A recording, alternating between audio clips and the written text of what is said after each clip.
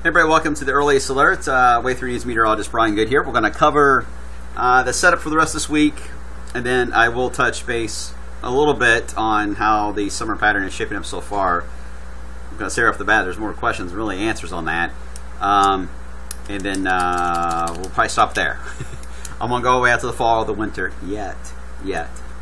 I need more time to analyze that stuff. I'm still recovering from the last one. But anyway, here's the latest look.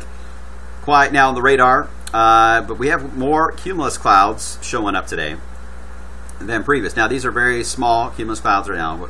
Typical fair weather cumulus to an extent.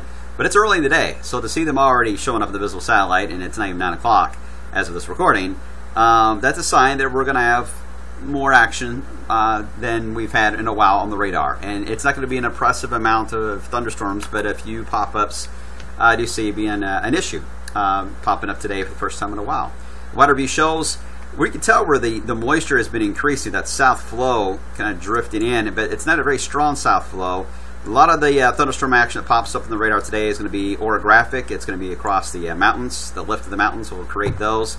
So really for us, it looks to be generally in this vicinity that I think we'll have some thunderstorms in a very isolated fashion that may begin to develop on the radar itself. Let me check real quick while I have you guys with me, and just to see what we call the convective temp for today, for when the thunderstorms are more likely to begin to pop on the radar. There's usually a magic point. In most cases, this doesn't work every time, but in most cases, in the summertime especially, convective temp is 91, according to the latest high-res sounding. So that would put us later in the day, when we get closer to that 90, 91 degree points, when they should begin to pop, right at the point where the atmosphere just says, hey, that's it, I can't hold it anymore. That's it, something's got to give. And you start to see them pop at that point. So, but it would be likely 3 or 4 o'clock if we go by that idea that some of those could pop on here. Let me check one more sounding to make sure I'm getting kind of a general same idea.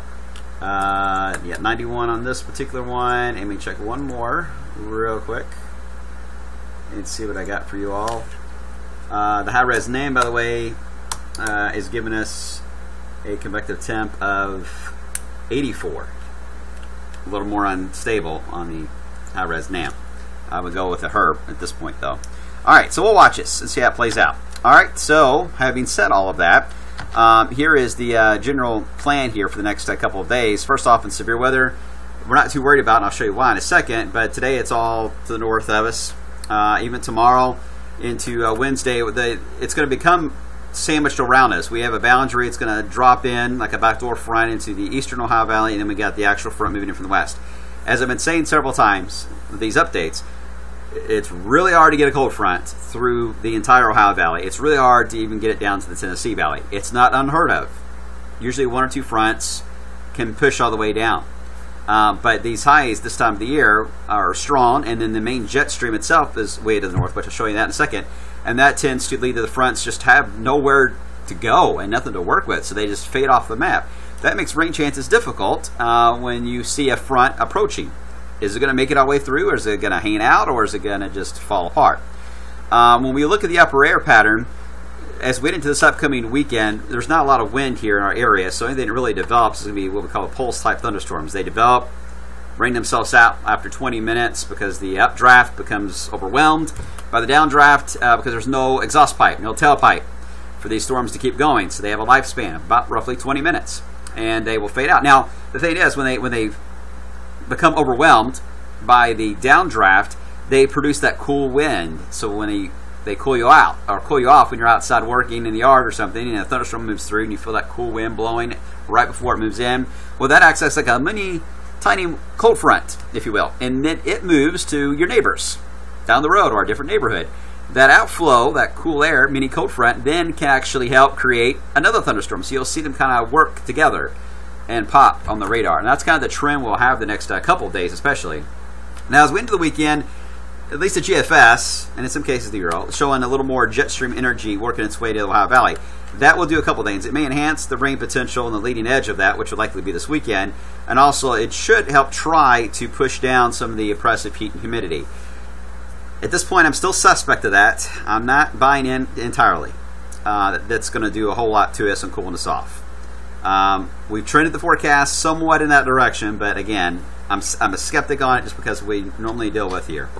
And then we would like to see it fade out after that as well.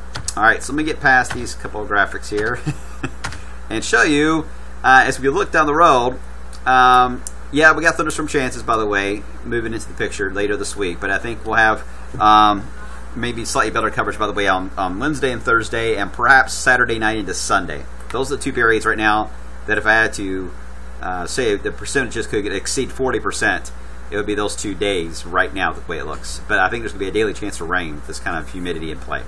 All right, so I did take a look at the other factors for long-term stuff, and I was looking at the sea ice extent up there in the Arctic. This was a big player this last winter, I think, how far below normal it was, in fact, record levels compared to the 2012 season, which was the lowest, which is that dotted line. That was extreme for us as we came out of that into the spring season. It was setting records. But this year, yeah, we've lost a lot because we didn't gain much this winter, and we're starting to balance out with 2012. We're about to line up for the rest of the summer. So is that a driving force to tell us, well, we all remember the summer of 2012, that was a hot one, triple-digit heat kind of thing. Not necessarily, because again, this is more of an issue of anything dropping in from the north that would influence us, but it does impact, too, the pressure systems across the northern part of the country. To me, in the summertime, you really got to watch our drought areas, how they develop, because they create a dominant high pressure over them, and then you get your drought scenarios, and it's very difficult to change the weather pattern after that, and you get into a mess when it comes to drought and heat, and then other areas stay stormy. Well, when you look at the left side, that was what we were facing this time, roughly, in 2012, and we had a lot of drought going on, and that led to the very hot summer for a lot of us. But you look at where we are now, on the right side, we're not even close to that status. Yeah, there are some pockets where some dry areas at play, but even last year, it's pretty similar, but not as brutal, especially in California. A lot of improvement there. So at the moment, there's not a lot of strong signals here that even though the sea ice is doing what it's doing, I don't see a repeat of 2012. I think we'll see some hot surges come into play, yes. What we're really having a fit about, really, when it comes to the forecast this summer into the fall, is El Nino, because we were in La Nina status last summer. We came out of it quicker than expected, and went into El Nino for a good chunk of the winter, or the summer, into the winter, into the spring. I'll get it right. And that's where we are now. We're in an El Nino status, but when you look at the forecast models, which, why did that update? Where's it at? Come on, kick in. Oh, man, it didn't update. I apologize. It should have been on there. Anyway, the outlook for the rest of the season into the fall and even in the winter, by the way, it has this kind of balancing out between either a neutral or El Nino. There's no La Nina showing up, but it's not a very clear signal, guys, which means we're at a toss-up summer, which is going to make forecasting these heat waves and stormy periods more challenging than we've had previous couple of years, that's for sure. So stay tuned for updates. I'm keeping an eye on this and see how things trend. I like the idea we're going to get some thunderstorms back in the forecast, because if we go for rain without rain for too long, we run into a drought scenario, and we don't want that. But I do think if we set up these little shots moving through the Great Lakes, that will allow for a lot of hurricane activity that could develop in the Caribbean and the Gulf, but it may really sway a lot of it either west into Texas or curving out to sea.